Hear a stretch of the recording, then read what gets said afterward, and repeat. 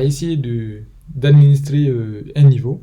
Euh, pour ce faire, je me rends au niveau du sidebar.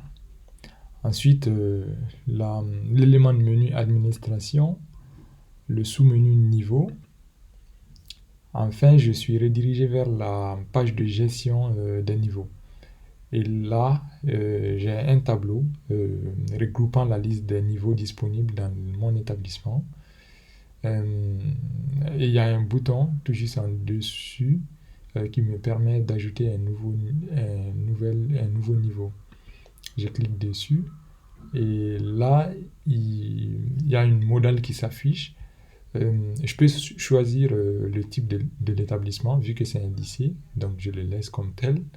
Ensuite, le niveau que je vais rajouter, euh, je définis le nombre d'années. Je m'explique.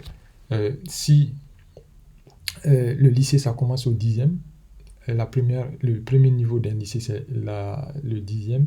Donc, le 10e, le nombre d'années doit être égal à 1. Ensuite, la 11e, c'est le nombre d'années sera égal à 2. Enfin, la terminale, le nombre d'années, c'est égal à 3. Maintenant, dans cette logique, imaginons il y a demain un nouveau niveau qui est créé dans l'éducation nationale. Et là, pour en rajouter un nouveau, je fais ceci, terminal 2 par exemple, qui survient une fois que vous passez la licence. Donc, je rajoute donc le nombre d'années, terminal 2.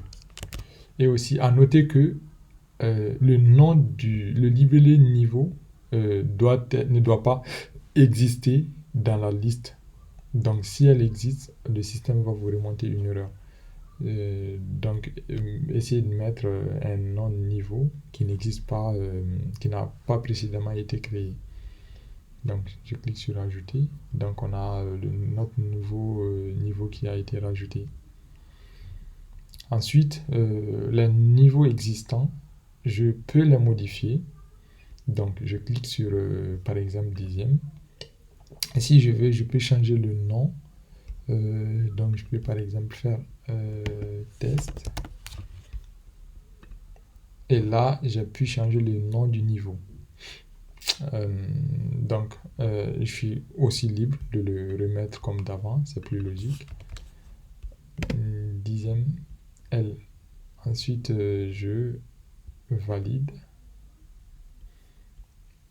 Maintenant, je peux aussi supprimer un niveau.